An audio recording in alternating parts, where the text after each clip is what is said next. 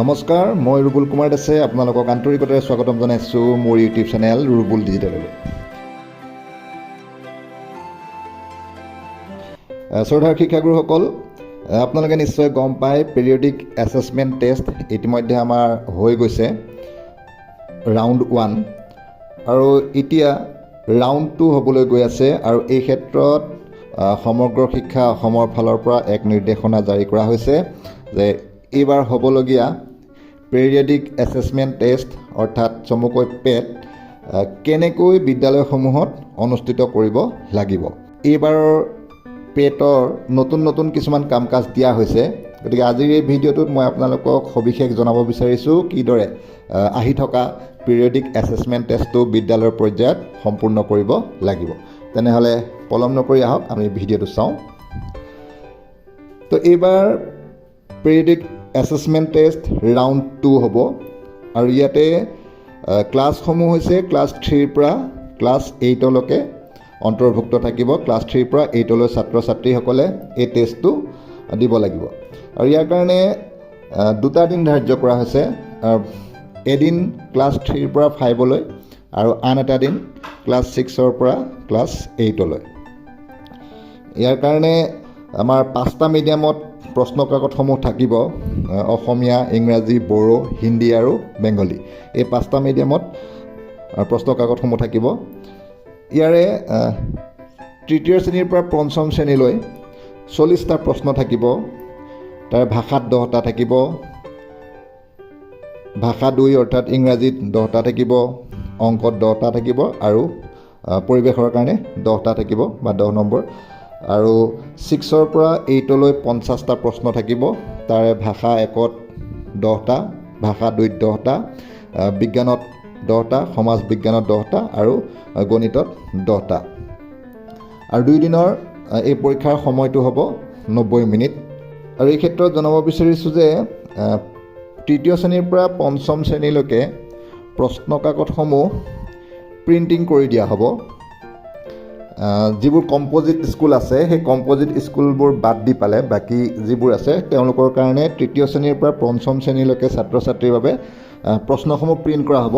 কিন্তু সেইটো আপোনালোকে যোৱা পৰীক্ষাত গম পাইছেই, সকলো ছাত্ৰ ছাত্ৰীৰ কাৰণে প্ৰশ্নসমূহ নাথাকে। এটা শ্ৰেণীৰ কাৰণে প্ৰশ্নসমূহ এটাকৈ কপি দিয়া হ'ব। সেইটো আপোনালোকে ছাত্ৰ ছাত্ৰীক বৰ্ডত লিখি ছাত্ৰ ছাত্ৰীসকলক দিব লাগিব। কিন্তু ক্লাছ 6ৰ পৰা 8লৈকে প্ৰশ্ন কাকতৰ তেনেকুৱা হাৰ্ড কপি নাথাকিব।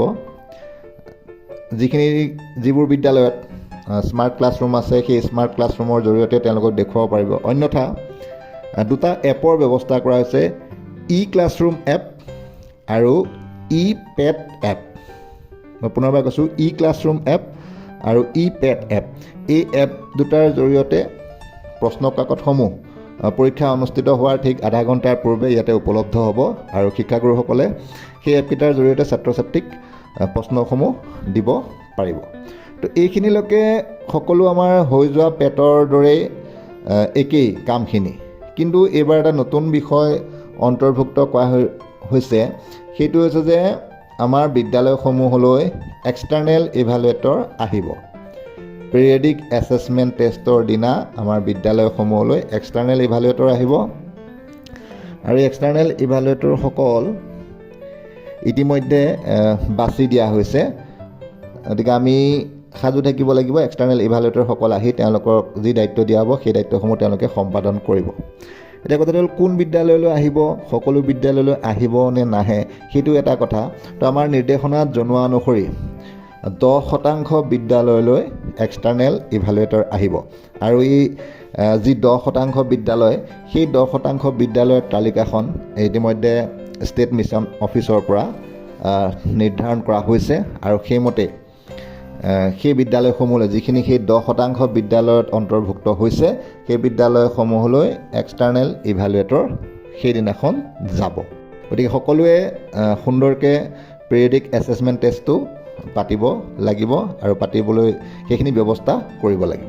আকৌ জনাব বিচাৰিছোঁ ইয়াৰ এক্সাম টাইমিংটো এনেকুৱা, ক্লাছ 6ৰ কাৰণে 9:30ৰ পৰা 11 AM, 7ৰ কাৰণে 11:30 AM to 1 PM, ক্লাছ 8ৰ কাৰণে 1:30 PM to 3 PM।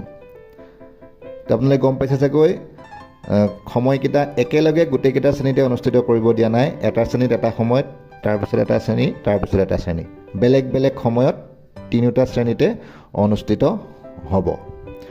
আৰু এই সকলোখিনিৰ কাৰণে আমাৰ শিক্ষাগুৰুসকলৰ কাৰণে এটা প্ৰশিক্ষণৰ ব্যৱস্থা কৰা হৈছে ইউটিউবৰ জৰিয়তে, আৰু সেইটো 5 ডিচেম্বৰ তাৰিখে উপলব্ধ হ'ব।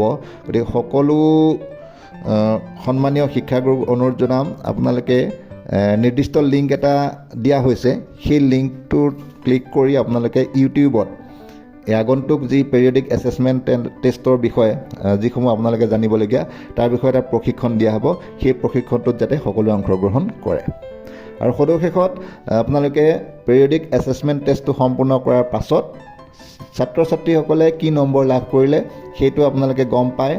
পেড চাটবট এটা আছে, সেই পেড চাটবটত আপোনালোকে প্ৰত্যেকজন ছাত্ৰ ছাত্ৰীৰ বিপৰীতে কি নম্বৰ পাইছে, কেই নম্বৰ পাইছে, শুদ্ধ উত্তৰ, ভুল উত্তৰ, সেইখিনি আপোনালোকে দিব লাগিব। এইখিনি কৰাৰ পাছতহে আমাৰ সম্পূৰ্ণ প্ৰক্ৰিয়াটো হৈছে বুলি আমি ধৰি ল'ব পাৰিম। গতিকে সকলোকে ধন্যবাদ জনাইছোঁ, আৰু আশা কৰিম আগন্তুক পেড আমাৰ বিদ্যালয়সমূহত সুন্দৰভাৱে অনুষ্ঠিত কৰিব পাৰিব, যাতে শিক্ষাগুৰুসকলৰ কোনো ধৰণৰ অসুবিধা নহয়।